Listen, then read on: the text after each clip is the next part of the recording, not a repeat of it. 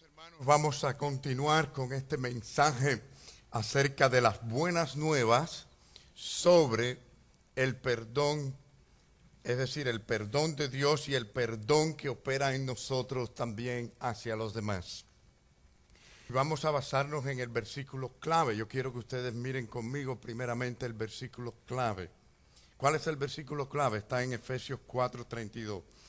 Vengan conmigo, después les voy a recordar los primeros puntos de la introducción, el primer punto que dimos la semana pasada y los últimos dos versículos. Dice así la palabra del Señor: antes sed benignos unos con otros, misericordiosos, perdonándoos unos a otros, como Dios también os perdonó a vosotros en Cristo. Ese es el versículo clave para que tengamos en mente durante este tiempo de meditación.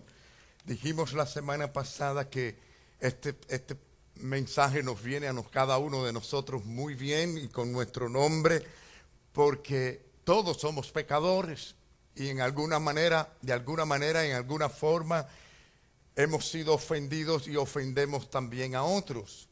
Hemos cometido pecados de comisión, también pecados de omisión, y también hablamos de los pecados de disposición.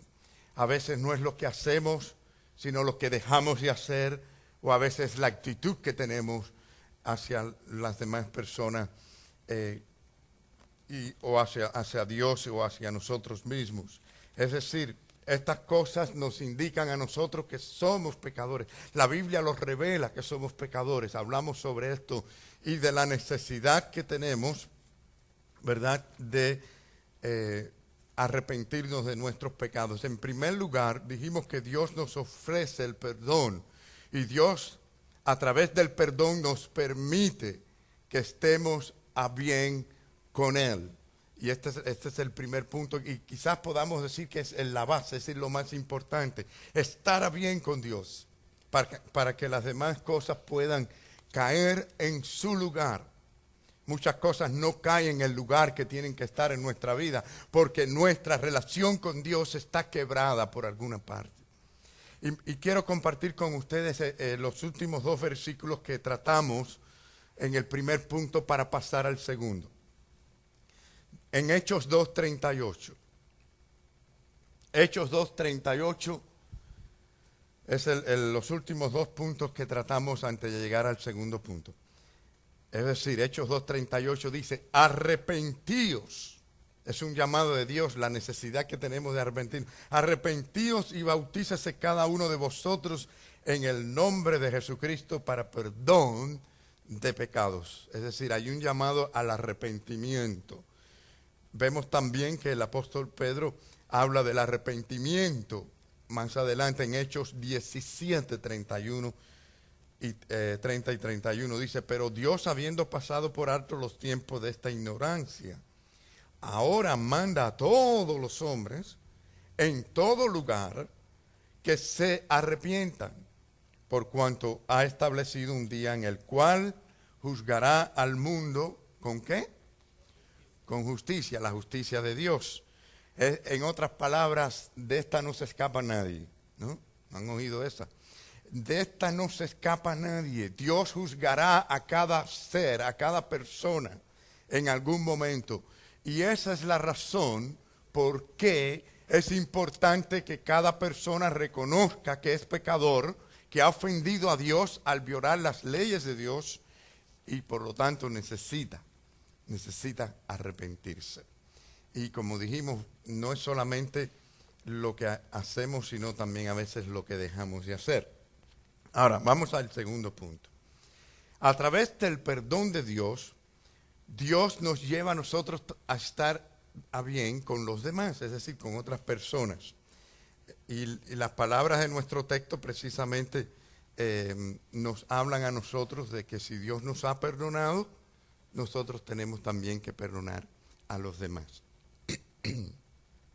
Pero yo quiero hacerles recordar el principio, que también hablamos de este principio la semana pasada. y está en Isaías 43:25. El principio del perdón que Dios nos enseñó, es decir, Dios perdona y nunca más se acuerda de nuestros pecados. ¿Recuerdan? ¿Recuerdan este versículo? Isaías 43:25 dice, yo, es refiriéndose a Dios, como que Él es el único que puede hacer esto.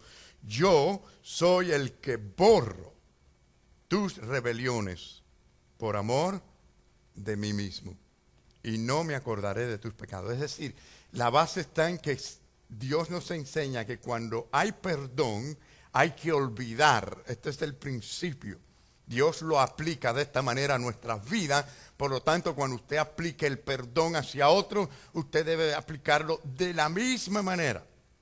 Es olvidar, borrar completamente. No es volver atrás algún día y sacar aquello que ocurrió en el pasado. No, esto es borrarlo por completo. Y qué bueno que Dios borra por completo.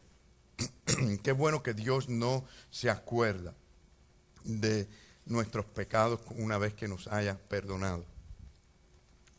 Vamos a Efesios 4:32. Y aquí nos dice la palabra que debemos de ser buenos con los demás hermanos. Dice, antes bien, benignos unos con otros, sed benignos unos con otros, misericordiosos, perdonándoos unos a otros. ¿Cómo hay que hacerlo? Como Dios también os perdonó a vosotros en Cristo. O sea, de la misma manera, no de otra forma. Parece que los seres humanos tenemos cada uno una forma diferente, adaptada a nuestra manera. Pero Dios tiene una fórmula y debemos de hacerlo como Dios, de la misma manera que usted sabe que Dios le ha perdonado a usted, así usted debe perdonar también a los demás. Y como dijimos anteriormente, es inevitable que tengamos alguna experiencia en que alguien nos haya herido. Esto va a pasar, hermano. O sea, estas cosas ocurren lo mismo físicamente que emocionalmente, accidentalmente o quizás hasta puede ser deliberadamente, pero va a ocurrir tarde o temprano. Y note que tener un espíritu o una actitud de perdonar o perdonador no significa que el mal no tiene importancia. Esto no quiere decir que usted no valora las cosas o sea, es decir, que se valore lo que es el obedecer las leyes de Dios, el que se valoren los valores morales, etcétera, etcétera. Es decir, lo que quiere decir en este caso es que usted no le toma en cuenta contra esa persona aquello que le hizo. Y Dios está más interesado en su actitud que en lo que le hayan hecho. La gente se concentra más en mira lo que me hicieron, cuánto me han hecho, cuánto me han herido. Se concentra más en la magnitud de lo que le han hecho y Dios se concentra en la magnitud de nuestro carácter. Cómo actuamos, cómo pensamos que se parezca más a la manera de Él pensar. Miren, cuando Cristo estuvo en la cruz, una de las palabras más poderosas del Señor que salieron de su boca fueron precisamente, Padre, perdónalos, porque no saben lo que hacen. Y esa es la misma actitud que nosotros debemos de tener. ¿Creen ustedes que las personas que estaban allí todas se arrepintieron de sus pecados? ¿Creen ustedes que allí todas las personas entendían lo que estaban haciendo? La realidad es que no. Pero fíjense, en un sentido, la gente sabía que estaban crucificando al Señor Jesús, los que estaban haciendo aquello, ¿sí o no? Sabían los que le habían despreciado, que le despreciaban, lo sabían. Pero Cristo se refería a un entendimiento mucho más allá, es decir, más amplio. Era el entender que realmente aquel que estaba allí era la realidad del universo, el creador de todas las cosas y quien juzgaría algún día. ¿Ustedes creen que si ellos hubieran entendido eso, ellos hubieran crucificado a Jesús? No tenían el discernimiento espiritual para entenderlo. Y nosotros tenemos que tener la misma actitud con las demás personas, porque muchas veces la gente hace las cosas porque no tienen el discernimiento espiritual para hacer algo mejor o decidir por algo mejor. Y tenemos que darle el beneficio de la duda, y eso es lo que hace el amor. Pero Jesús lo sabía todo, lo sabe todo. Y él sabía que aquella gente no estaban verdaderamente entendiendo la magnitud de todo lo que estaba ocurriendo allí. Obviamente no, sabemos que no. De lo contrario, no lo hubieran hecho, mis queridos hermanos. Y nosotros tenemos que tener muy en cuenta este asunto cuando se trata de las faltas de otras personas. Ahora, ¿quiere decir esto que toda la gente se habían arrepentido cuando Cristo dijo, Padre, perdónalos? Claro que no. Pero la actitud de Cristo fue una actitud noble, fue la actitud santa y el deseo de perdonarlos. Y la prueba está en que estaba dando sus vidas por ellos, y además lo que dijo, no saben lo que hace, tuvo comprensión. Cuando hay ese deseo, hay comprensión. Fíjense cuando los padres, como los padres aman a los hijos, que cometen las faltas más grandes, ellos son los únicos que más que el resto del mundo les entienden. ¿Por qué? Porque les aman. Y lo que nos falta a veces es el amor para comprender. Jesús amó desde la cruz y por eso comprendió a aquellas personas. Parece que el amor tiene la habilidad de ayudarnos a comprender. Cuando no hay amor no se puede comprender la situación. Ahora, yo diría que nos haría muy bien a cada uno de nosotros aplicar estos principios en nuestras relaciones con los demás hermanos, con la familia, con todo el mundo. De lo contrario, bueno, podemos escoger vivir por la ley de la represalia. ¿Ustedes creen que podemos hacer esto o debemos de hacer esto? Puedes tomar venganza contra la gente, pero ¿saben algo?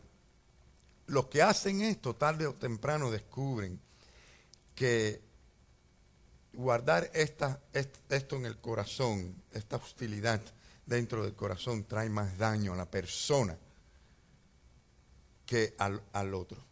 Es decir, nos hacemos más daño si no perdonamos. ¿Qué les parece esto? Y este es el principio del Señor y que es para todos nosotros, para el bien de todos, empezando por nosotros mismos. Es el concepto que tenemos que aplicar. Y también a la vez, aplicar este concepto es tener un entendimiento claro de que Dios es el que tiene derecho de vengarse. Vamos a Romanos 12, 19.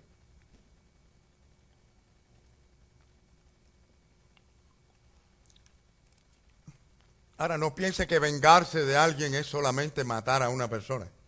Hay muchas maneras de vengarse. Cuando alguien a lo mejor, o por algún motivo, o por el que sea, no le saluda, no le trata, y usted le pasa por al lado la próxima vez y le hace lo mismo. Eso es venganza. No mató a nadie, pero usted actuó igual, tomó represalia. ¿No? Por eso les dije al principio que la semana pasada esto nos viene a todos, porque todos hemos tenido un poquito de estas cosas. Y en algún momento esa ola de las emociones nos ha llevado. Y gracias a Dios que no hemos tenido todo el poder del mundo, porque hubiéramos en algún momento aplastado a alguien. Miren lo que dice aquí. No os venguéis vosotros mismos, amados míos, sino dejad lugar a la ira de Dios, porque escrito está, mía es la venganza, yo pagaré, dice el Señor. Yo creo que está bien clarito, ¿verdad? Es decir, el Señor dice, la ira no es para ti, contra nadie. Esa me la tienes que dar a mí, no te pertenece. Es decir, el que va a dar o traer venganza y que va a hacer pagar a cada cual, soy yo, dice Dios. Cuando el cristiano entiende esto y lo pone en las manos de Dios, créanme, sentimos un alivio tremendo, una tranquilidad, el estrés se nos va. Tómese la presión cuando usted tenga algo así con alguien y esté ahí en la mente aquella cosa que usted quisiera coger a esa persona por el cuello y usted está pensando en todo lo que pudo hacerlo, pudiera hacerle, pero que no le va a hacer y no sé qué cosa. Usted empieza a ver su corazón a palpitar cada vez más rápido. Y usted a lo mejor no se da cuenta, pero si usted conscientemente se mira a sí mismo, se toca así su corazón, usted se da cuenta que está alterado. Y si se toma la presión, también está alterada. Hermano, nos hace muy bien dejárselo a Dios, porque Dios es perfecto y a Él no se le olvida nada. Todo lo tiene apuntado. Qué bueno es eso. Así que tenemos que darle la ira a nuestro Dios. El otro aspecto a considerar es en relación al perdón que recibimos. Es decir, la evidencia de que usted ha sido perdonado por Dios y ha entendido la magnitud de esto es que usted perdona a otros. Esto es muy importante. Aquel que dice ser cristiano y no tiene este espíritu perdonador, la evidencia que está dando es de que no ha experimentado de verdad el perdón de Dios. Cuando la persona se ve a sí mismo con sus faltas, con sus pecados, con su desobediencia y entiende que no tiene ningún lugar en la presencia de un Dios santo, que no se lo merece, y que Dios le ha borrado y por amor le ha perdonado, y experimenta esa limpieza, esa sanidad del alma, créanme, se lo desea a los demás. Créanme que quisiera compartir eso con otras personas. Así que el cristiano que odie y que no perdona, ese cristiano de nombre, ¿verdad? No se llama, quizás se llame cristino, pero no cristiano. Ahora, hermanos, la oración modelo. ¿Recuerdan la oración modelo? ¿Cuántos la conocen de memoria? Muchos se la saben de memoria. La oración modelo del Señor, dada a sus discípulos, revela también esta gran verdad de que aquellos que experimentan el perdón de Dios y lo quieren para sí, son capaces y tienen la habilidad de perdonar a otros. De lo contrario, están mal. Miren cómo dice la oración modelo. Qué bueno que el Señor lo dijo, ¿verdad? Y perdonas nuestras deudas como también nosotros. ¿Oyó eso? Como también nosotros perdonamos a nuestros deudores. La misma regla. Es decir, así como usted quiere ser perdonado, usted tiene que perdonar a los demás. Porque ese es el principio. Esta es la manera en que Dios piensa. Esta es la lógica de Dios. Es la mente de Dios que se expone en la palabra de Dios. Usted quiere saber cómo Dios piensa. Aquí está como Dios piensa. Y no es como usted piense o como yo piense, es como Él piensa lo que importa. Y nos va a juzgar según su palabra. Por lo tanto, tenemos que tener esto muy en claro. Me imagino yo que en el mundo hayan muchas personas que se hayan atrevido a decir, Señor, perdóname, o perdona mis pecados, pero que no han perdonado. O cuando alguien le hace algo, quisieran matarlo, o no sé qué, y no lo miran más nunca, no le tratan, le guardan rencor. Esa persona no ha perdonado. Y su oración es en vano. Hay algo quebrado en la relación con Dios. Así que es muy importante. Fíjense que esto parece fácil. Quizás le preguntemos a las personas, ¿ustedes aplican este principio? Posiblemente una gran mayoría diga que sí. Pero en la práctica, hermanos, nos damos cuenta que eso no es tan fácil. ¿No se ha puesto a pensar ustedes? Fíjense, por ejemplo, aún dentro de las iglesias, para que ustedes vean si esto es así. Como pastor de 20 años y anterior 27 años de asistente, de pastor. Además me crié dentro de la iglesia, conozco todo ese ambiente y he visto bastante. Yo les digo que he visto gente irse de las iglesias disgustadas. Algunos no he sabido a dónde han ido. Otros uno se entera después que están por otra iglesia. Pero se han ido disgustados con otros hermanos porque le dijeron, porque le hicieron, porque tuvieron cierta actitud por cualquier cosa. ¿Cómo Dios ve esto? Y allá van a dar las ofrendas y van a adorar a Dios y van a hacer todas estas cosas y alabar y cantar en otro lugar. ¡Wow! Cuando la Biblia dice que si usted va a dar hasta su ofrenda y usted se acuerda de que alguien tiene algo contra usted, un hermano de la iglesia tiene algo contra usted, no usted contra el hermano, fíjense, sino hasta otro hermano contra usted, vaya primero a la reconciliación. Haga el esfuerzo usted de reconciliar. Dios no quiere la ofrenda de hermanos que están allí divididos. Así que esa es la actitud y ese es el corazón, y la iglesia debe aprender y conocer esto para que tengamos madurez y no estemos como los niños que, mira, él me pegó y se ponen bravos y actuamos igual a los niños cuando vienen a papá y mamá porque uno le pegó. Claro, cuando pasa esto es un problema porque el otro dice, no, él me pegó primero y ustedes no saben después quién tiene la razón. Claro, yo resolvía eso rápido, castigaba a los dos y se acababa el problema. Ya no se atrevían más nunca a quejarse. Pero el problema, hermano, es que así somos en la iglesia del Señor. Y la gente, por cualquier cuestión. Ahora, ¿no pasa esto en los círculos de familia? En las familias. Porque alguien dijo o hizo, nos molesta, nos cae mal, nunca más le hablamos, nunca queremos nada con esta gente. Y hay gente que para ellos todo el mundo es malo. Todo el mundo tiene algo que es malo, ¿no? El mundo es muy malo alrededor. Y yo no digo que no hayan cosas malas, hermano, pero en las relaciones con las personas tenemos que aprender a ver las cosas buenas también. Y tenemos que aprender a tener un espíritu perdonador, porque de esta manera Dios nos puede usar como instrumento. Podemos guiar a través de la oración, podemos guiar a través de la palabra en algún momento y podemos ser útiles. No seamos como niños, seamos con madurez. Así que, hermanos, bueno, muchas experiencias pudiera contarle, pero el tiempo se nos va, ¿verdad? Y queremos seguir con los próximos puntos. Pero he aprendido que hay personas que pueden estar en las iglesias mucho tiempo y verdaderamente no tener a Cristo en su corazón. He aprendido que hay gente que no tienen un testimonio y están en las iglesias. No tienen, es decir, oración, no tienen testimonio de fe. Cristo no les sale para afuera en sus pensamientos y en su boca, en su hablar. Y estas cosas pues se reflejan después.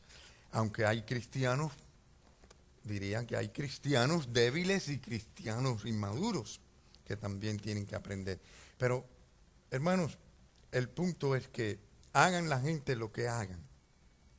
Tengamos la actitud de perdonar, aunque las personas no se arrepientan.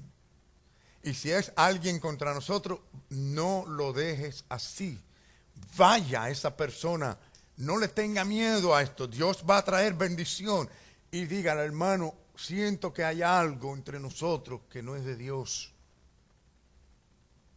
Si en algo le ha ofendido, dígamelo para arrepentirme. Yo lo he hecho varias veces, pero en una ocasión en particular, lamentablemente me dijeron, no, vamos a dejarlo todo así. Y así se quedó todo. Es decir, cuando alguien venga a usted con esta actitud, si es que hay algo, dígalo, hermanos.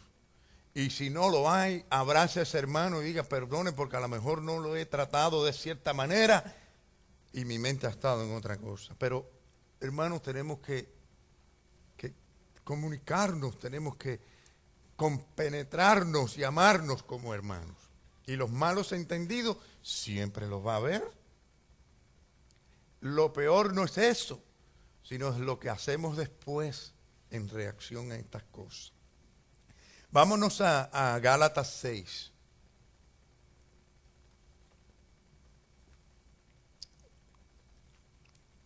Gálatas 6, del 8 al 9.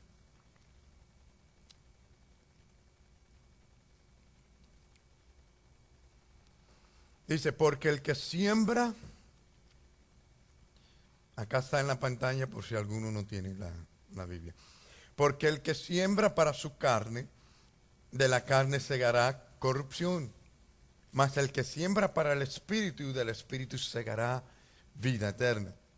No os cansemos, pues, de hacer el bien, porque a su tiempo segaremos. No dice en qué tiempo, pero en el tiempo de Dios. Así que según tengamos oportunidad, hagamos bien mayormente a los de la familia de Dios. Es decir, a veces nosotros nos olvidamos de eso y nada más pensamos en la familia de la carne, si servimos y corremos, y no pensamos que dice aquí que mayormente debemos ser servidores a los de la iglesia de Cristo, a la familia de Dios. ¿Qué les parece eso? Muchos dirán, no, pero hice tanto por esta familia y corrí para aquí y para allá.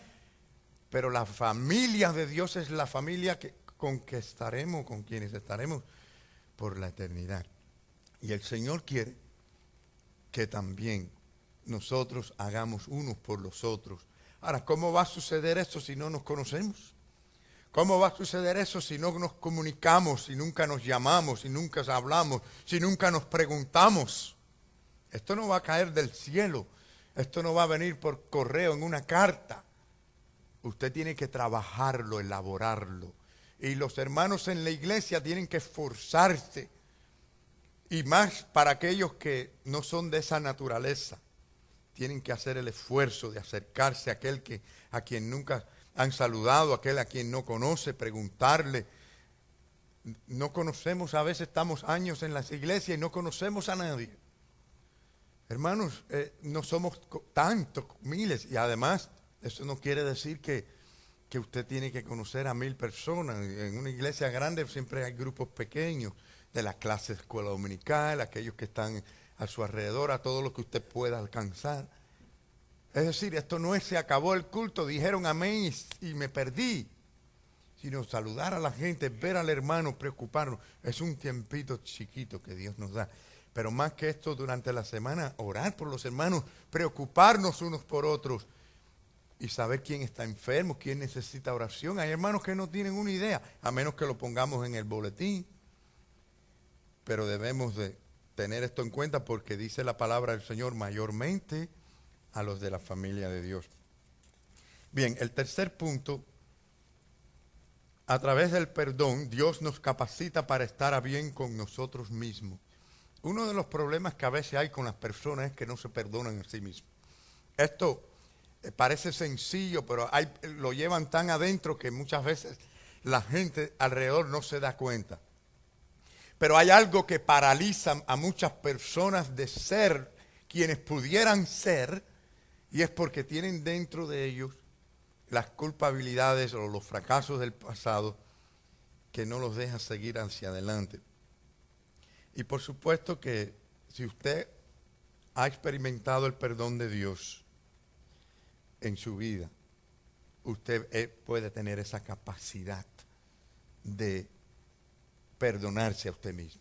Y hay que entenderlo, que si Dios lo borró completamente, ya no existe en la mente de Dios nuestras faltas, tenemos nosotros también que aprender a perdonarnos a nosotros mismos.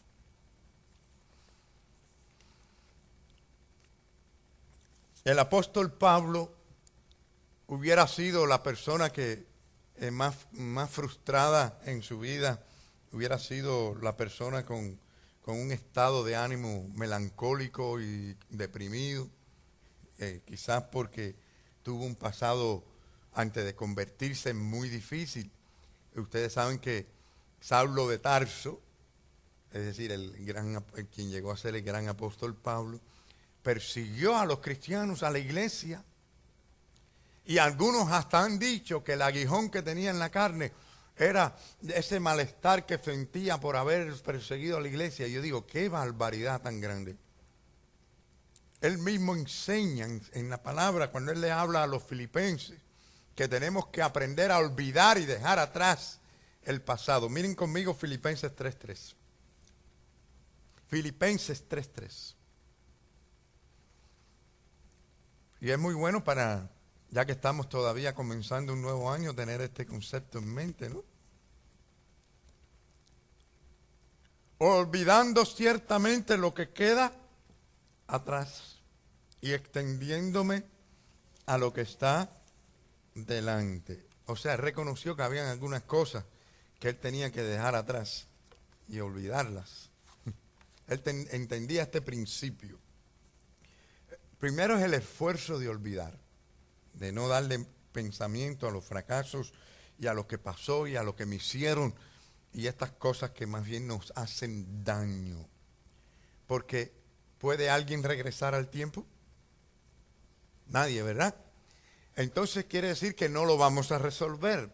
Podemos regresar atrás en el pensamiento, pero es una falsedad. Nunca vamos a regresar atrás. El único ser que entra y sale del tiempo y se pasea por la eternidad es Dios. Y cuando hacemos esto, lo hacemos por la naturaleza pecaminosa que tenemos, que siempre lucha a ponerse en el lugar de Dios.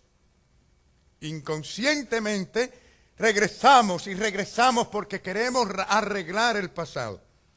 Pero lo que hacemos es aumentar más culpabilidad, porque cada vez que usted regresa al pasado, usted de nuevo acumula esos sentimientos, esa conciencia de culpabilidad, y mayor daño nos hacemos. Así que hay que olvidar por completo el pasado. Y lo segundo es que dice la palabra del Señor en ese mismo versículo que hay que extenderse hacia lo que está delante. Y esto es un reto. Saben que hay personas que nada más que viven para el presente, lo que está pasando ahora y más nada. No planifican, no piensan en lo que pudieran hacer, en las cosas, no piensan en el futuro. Y esto no es bíblico. El Señor no quiere que los cristianos vivan así, ¿no? Como dice el dicho, ¿a dónde va la gente? A dónde va Vicente, ¿no? Es decir, estos que se van con la ola para aquí, para allá, donde empujan la gente. No. Usted tiene que planificar. Dios tiene propósito. Usted debe descubrir cuáles son los planes de Dios para su vida. Otra persona no debe decírselo. Usted debe descubrirlo. Y puede, si usted tiene una relación con Dios, Dios es el gran revelador. Dios se ha dedicado todo el tiempo de la creación revelándose al hombre, desde la creación. Es decir, siempre Dios se ha dado a conocer y Dios quiere que sepamos cuál es el propósito que tiene para nuestra vida. Pero si usted se pasa todo el día y todo el tiempo pensando nada más en lo que tiene ahora adelante y no se sienta a orar y a meditar y a buscar la palabra de Dios y a pensar en cómo Dios quiere que le use, y buscando la dirección de Dios, usted no va a tener esto. Usted va a perder su tiempo. El tiempo le va a ir pasando. Y luego, lo que tenemos hoy, siempre, me imagino en todas las generaciones, muchas personas mayores que se sienten mal porque no hicieron el mejor uso de su vida. Y debemos de hacerlo mientras tengamos oportunidad. Bueno, hermanos, vamos a buscar en Efesios 4, del 24 al 32. Esta es una forma en que la Biblia nos dice cómo mirar desde el presente hacia el futuro, dejando ciertas cosas atrás. Efesios 4, 24 al 32. Dice, y vestidos del nuevo hombre. Ya eso es dejando el viejo hombre detrás, ¿no? Creado según Dios en la justicia y santidad de la verdad. Es decir, si antes no caminabas en la verdad y en santidad, ahora tienes que hacerlo. Dios te ha dado un nuevo traje para que camines y andes por esa dirección. Dice, por lo cual desechando la mentira, hablar verdad cada uno con su prójimo, porque somos miembros unos de los otros. Airaos, pero no pequéis. Dice, no se ponga el sol sobre vuestro enojo. Es decir, cuando analizamos esto, quizás no tengamos mucho tiempo ahora, pero hemos hablado sobre la ira. La ira que es santa, que es aprobada por Dios, es en relación a aquello que ofende a Dios, que va en contra de la voluntad y la palabra de Dios.